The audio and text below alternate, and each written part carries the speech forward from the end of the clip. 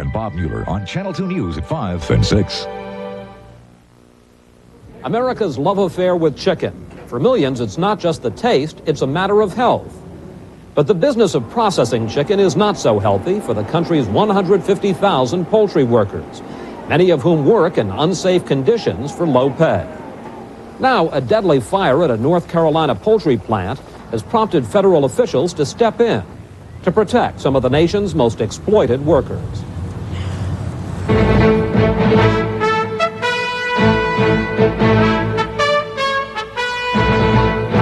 This is ABC News Nightline. Substituting for Ted Koppel and reporting from Washington, Chris Wallace. Last month's fire in Hamlet, North Carolina brought back the worst sweatshop images from our industrial past. 25 people were killed in a poultry plant where there was no sprinkler system and where most fire exits were locked shut. And as people began looking into the poultry industry, they found the problem spread far beyond that small pound. They found a workplace injury rate 3 times the national average. They found one of the lowest pay scales in the manufacturing sector. Little wonder then that poultry processing has been called the new plantation of the South. Today, the federal government took a small step to try to change that. The Labor Department announced it will take over some of the enforcement of worker safety rules in North Carolina. But if you want a sense of how much needs to be done, consider this. The Hamlet plant was never visited by safety inspectors, not once, in its 11-year history.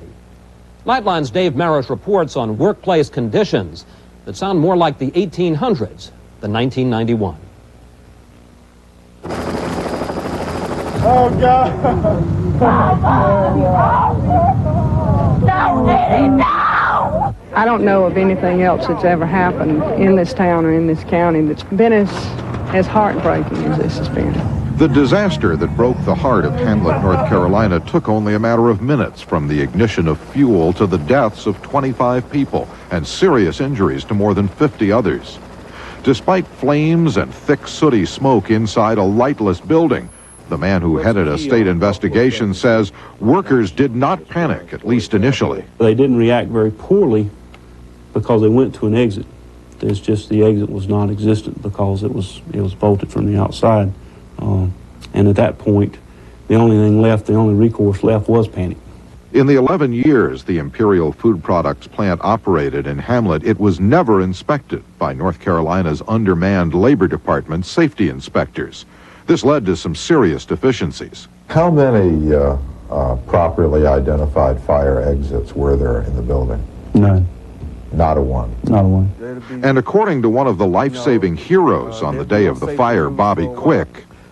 Bobby, was there ever a fire drill? No. No sprinkler system? No. No emergency lighting system? Well, they had emergency light system. They were supposed to be replacing them. We took them down 2 months prior to this fire. Because of these failures at the state level to enforce safety codes, Secretary of Labor Lynn Martin today announced a partial federal takeover of safety responsibilities in North Carolina. The resumption of limited concurrent federal enforcement will help alleviate the problems for the working men and women of the state of North Carolina. But Nightline has learned it wasn't just the state of North Carolina which left Imperial Foods workers at risk.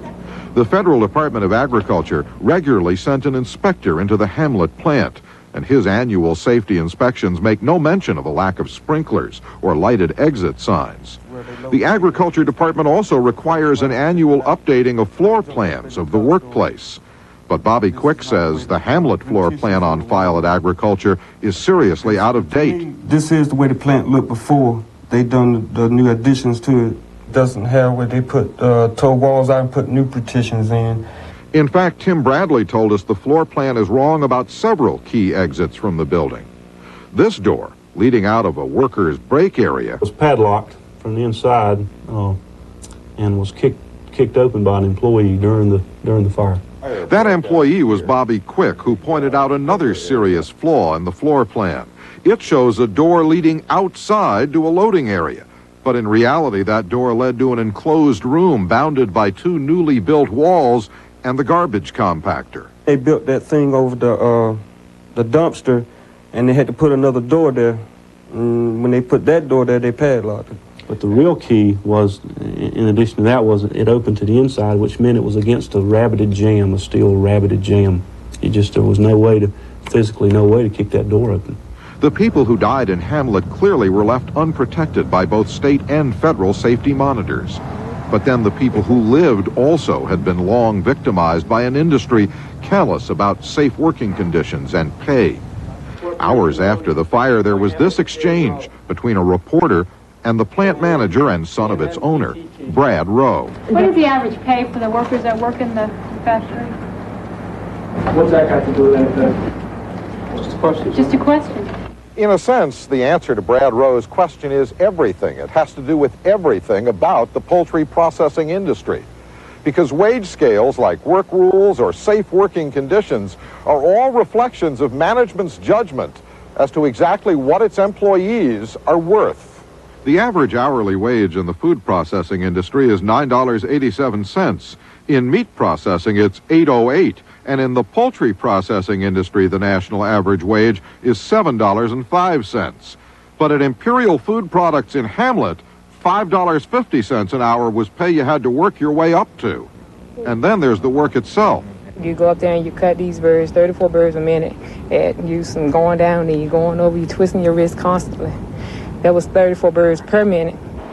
This breakneck rhythm actually breaks down the muscles of the arms, wrists, and hands, causing what's called carpal tunnel syndrome, the fastest growing industrial injury in America, and notwithstanding OSHA's oversight, practically epidemic among poultry processing workers.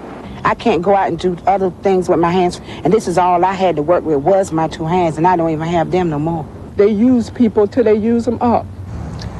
The only good that can possibly come out of this is that it become a catalyst for reform. These people that have died and the people who have been injured, their lives have to stand for something. If people don't pull together, I think it'll happen again.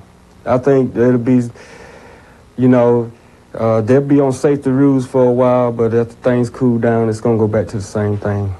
Chicken is now America's favorite main course, in part because the poultry industry has been so successful in reducing its price.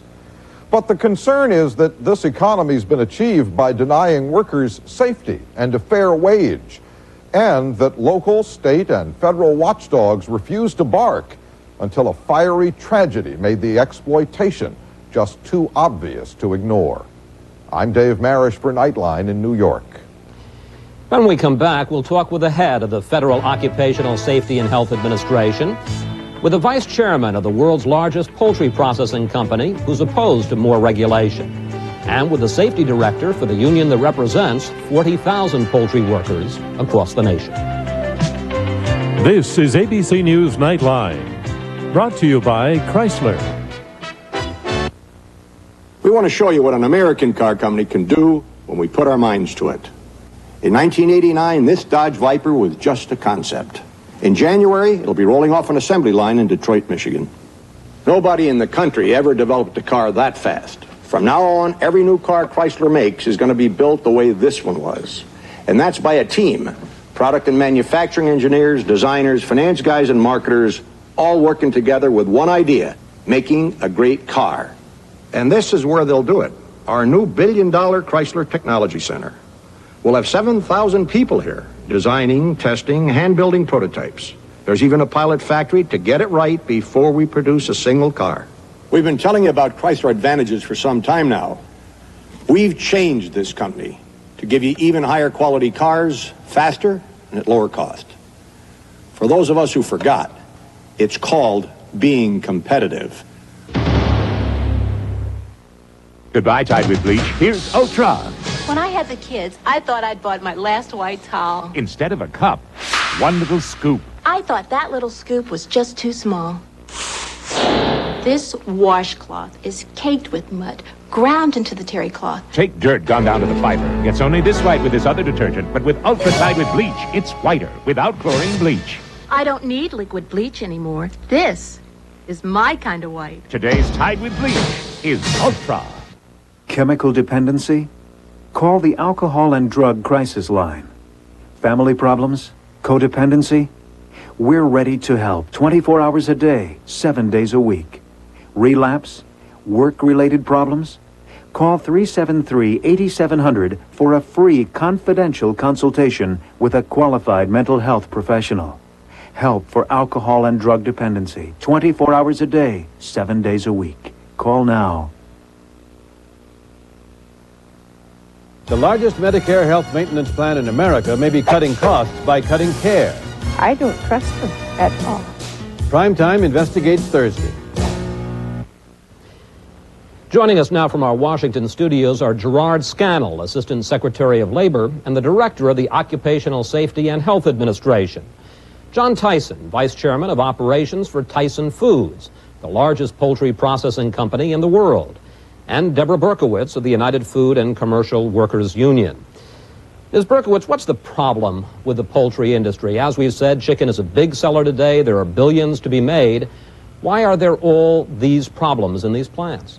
Well, I think what you have, Chris, is, and this is aided by policies of the government of the last 10 years, is very sort of deliberate decisions by the poultry industry to sacrifice worker and consumer health for profits. I mean, the speeds of the lines have gone up tremendously. Birds whiz by now at 90 birds per minute.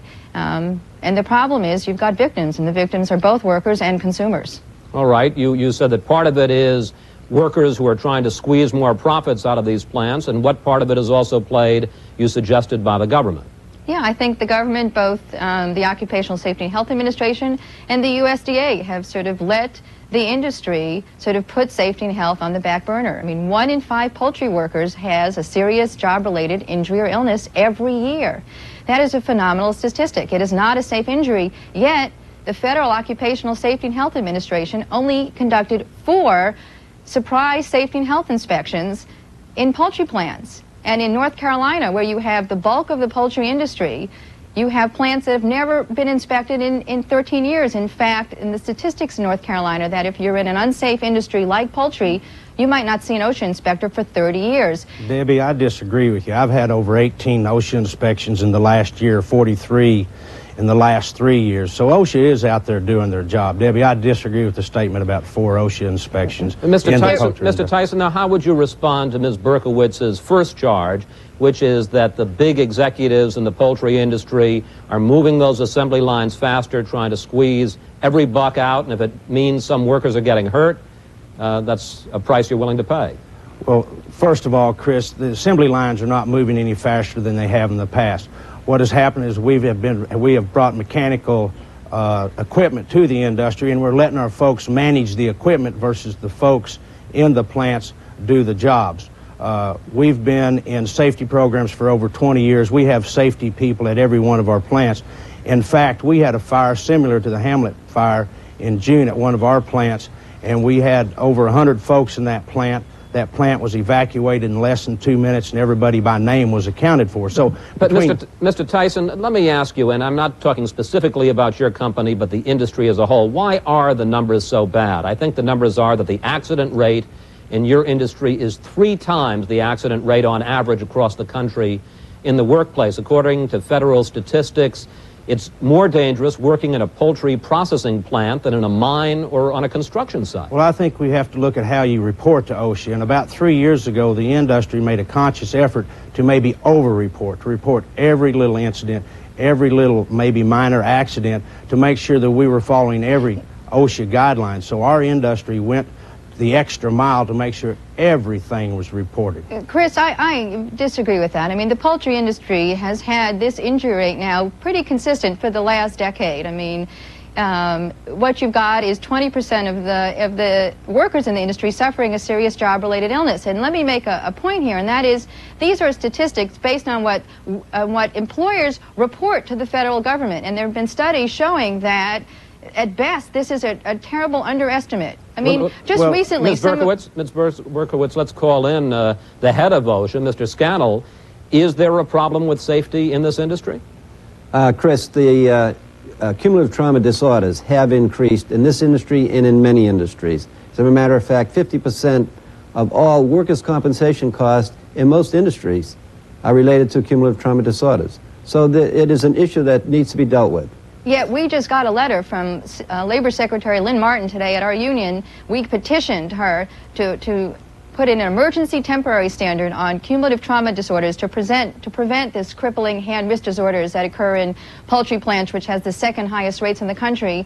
And 2.5 months after we petitioned her for an emergency standard, she wrote us back that they need more time to go over this issue, sort of making Debbie, a very clear sign to industry that this is playing a back burner. This is a black burner. Debbie, I disagree with you, because there are those of us in the poultry industry who set the leading edge.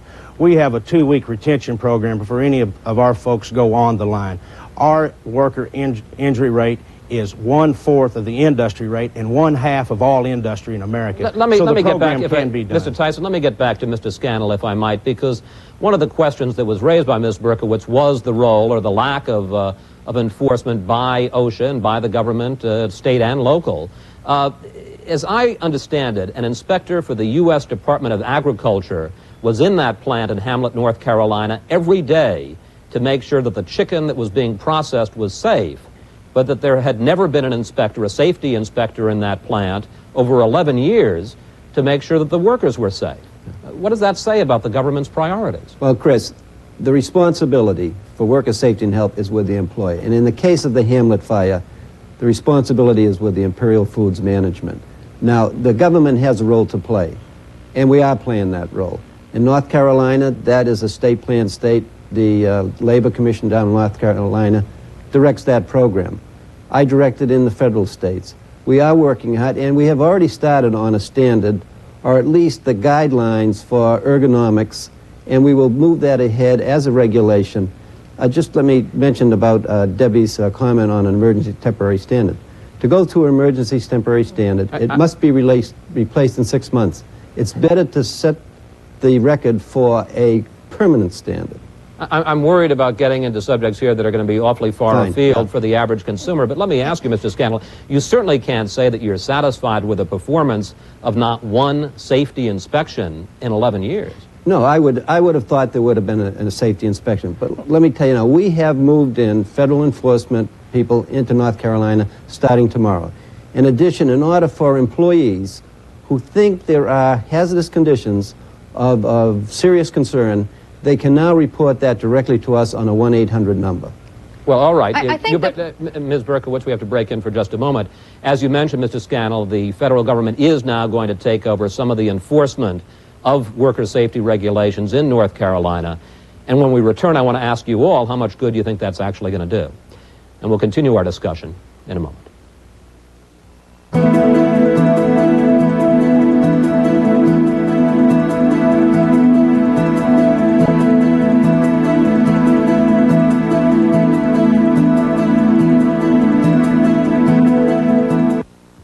Where do you want to be in 5 years? I had an old Studebaker truck and $300 when I started this company. In a few years, my sons will be ready to take over, and then I'd like to... I never told anybody this. I want to live in Paris and go to cooking school. Hey, that's what I want to do. Will I have the money to do it? You can get there from here with Shearson Lehman Brothers. There was a time when aerodynamic design and agile handling would have been unheard of in a car this roomy.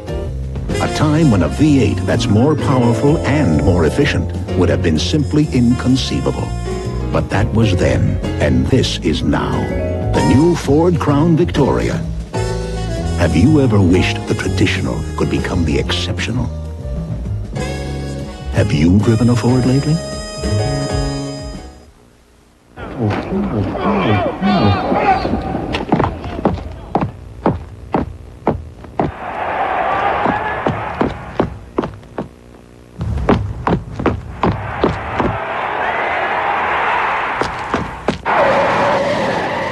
Looking for a better way to keep up with the Big Orange?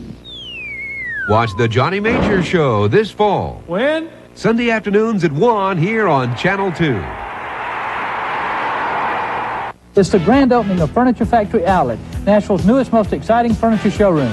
50,000 square feet of name brand furniture at lowest guaranteed prices every day. Nothing matches the comfort of quality Sealy bedding, and nothing matches Furniture Factory Outlet's lowest guaranteed prices on the largest selection of Sealy bedding in Nashville. Do yourself a favor and get the lowest guaranteed prices on Sealy bedding at Furniture Factory Outlet. We save you money. I'll have an answer for you by 1:30. In today's fast-moving banking business, we know there's a new world of things that count. In the 50s, we helped finance your grandfather's first expansion. We've never forgotten that. About half the size of this. Human anatomy, I know, but loan applications? You did just fine. Sign right here. Another outstanding year managing my investments. Mr. Haynes, I think you're going to like this. Today, you have new needs, and Third National Bank has a new commitment to what counts. The only Soviet market that's red hot and plentiful. Brides for American men. I want a man who really enjoys sex. A new matchmaking service. Watch Primetime Thursday. Tomorrow, have you fallen victim to one of the top 10 scams of 1991? Then if you missed a performance in your town, catch Paula Abdul here on Good Morning America tomorrow. Continuing our discussion now on the fallout from the fire in Hamlet, North Carolina last month, Ms. Berkowitz, as we mentioned, OSHA is now going to step in and take over some of the enforcement of worker safety rules in North Carolina. How much do you think that's going to help?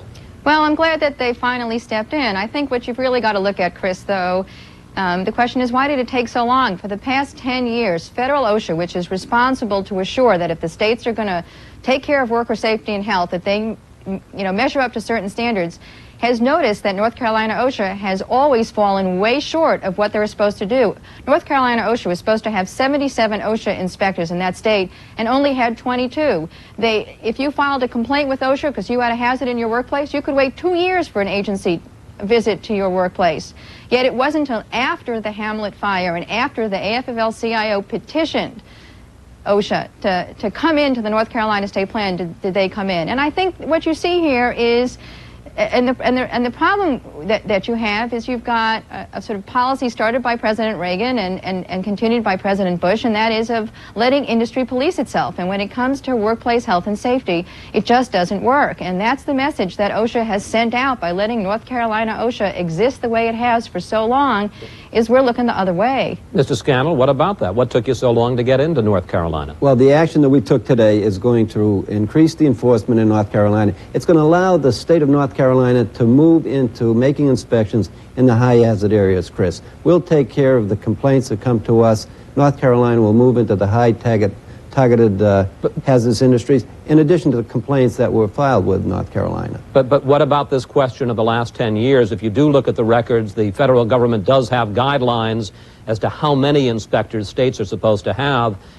North Carolina never came anywhere near meeting that guideline. Why didn't you move sooner? Chris, we are moving now to evaluate. Secretary of Labor Lynn Martin has given me 90 days to do a comprehensive evaluation of the North Carolina program. After I make that evaluation, I'll give her my recommendations and we'll take the appropriate action. It's a truly sad statement that it takes the death of 25 workers who tried to clamor their way out of a poultry plant where doors are locked, the oldest safety standard in the books, to have OSHA finally decide that they have to make a stand. I mean, what's happened over the past 10 years is the word has gone out that OSHA, that we don't care about workers in this country, that workers that go every day in poultry plants or meat packing plants, Debbie, I disagree with that. Debbie, I disagree with that. OSHA's, as I said earlier, has had over 45 inspections in the last 3 years in my plants in 12 states, 18 alone this year. They've not found any ergonomic violations. OSHA, in working with management and working with unions, does a proper job. It's unfortunate the incident happened in Hamlet, North Carolina. I think OSHA is responding in a proper manner, but OSHA, unions, non-union companies working together, management, the proper things are done out there. Well, Mr. Tyson, excuse me, Ms. Berkowitz, excuse me. Mr. Tyson, do you think that more government enforcement is going to help solve problems in the industry? Are you happy about that? Well, I think, government regulation is part of business. We have regulations from SEC, from environmental issues, from OSHA issues, and good management working with OSHA and working with the people in the plants, because it's the people in the plants giving suggestions that help make your plants safer. More regulation, less regulation. If you don't have good management, it doesn't matter how many regulations you have. And Chris, the Bush administration has done a fantastic job. We have just recently collected a $6 million penalty from one employer. Prior to that, $4 million. Prior to that, $3.2. Well, There's a major emphasis in workplace safety in this administration. I beg to differ here. I mean, I think when OSHA comes under serious political pressure, it goes 1 or 2 fines a year, end up in the millions of dollars. But last year in 1990, there were 4 general schedule. It means it wasn't a complaint, it wasn't a fatality. Inspections in a poultry plant. The bottom line is this administration has put out very strong signals that when it comes to workplace safety and health, they will look the other way. Well, how do you get forward? Let me break in if I can. Otherwise, you guys would be able to go on all night, and we want to bring it around to let me bring it down to this bottom line, if I may, Ms. Berkowitz. Do you think that there are other Hamlets out there? Do you think there are other tragedies waiting to happen? Other places that are in as bad conditions? Oh, absolutely. I mean, I represent 40,000 poultry workers and deal with conditions like this all the time. And I think Mr. Tyson may be talking from his own experience. But when 1 out of 5 poultry workers gets hurt, when they have 20% of workers in a plant have cumulative trauma disorders. We have plants where employers, in some very basic safety matters, like refuse to let workers see a doctor for a work-related injury for a year to the point that they get crippled. These are the kinds of conditions that exist out there. These are dangerous industries, and they cannot be left to police itself. And OSHA was set up in 1970 to be a deterrent. So that if employers violated a law, the law would come down on them, and it's not happening. Mr. Tyson, we have less than 20 seconds left. I know you're doing your best to run safe plants, but looking across the whole breadth of the industry, do you think there are other Hamlets out there? I think every day we can all work better to make our industry better and make all industry better. It's unfortunate what happened in Hamlet. We all need to work together to make sure the workplace is safe for everybody out there. Ms. Berkowitz, gentlemen, we're going to have to leave it there, and we hope that at least by bringing the subject up, hopefully we can prevent another tragedy. Thank you all for joining us tonight. Thank you, Chris. Thank you. And I'll be back in a moment with a program note. The temperature never drops below 0. That's very important to remember, especially at a time like this, when it's very deserted and very cold. Ah, you did remember Xerox Antifreeze. The temperature never drops below 0. Rough, tight, dry skin? That stops with Curel. When you apply Curel regularly, you'll feel its fast-absorbing rehydration formula take over. First, it seals in the healing moisturizers. Then the soothing Curel therapy rehydrates your dry skin. First it seals, then it heals. There's a clear line between other moisturizing formulas and Curel's rehydration formula. Curel for dry skin. First it seals, then it heals. I hear some poor sap named Al bought a Toyota Celica All-Track, then found out this Eagle Talon cost almost $5,000 less. Look, I don't want to talk about it, okay? Al? By day, I race an Eagle Talon, but by night, I'm practicing to be a great opera singer. Oh, what do your fans say to that? Don't quit your day job.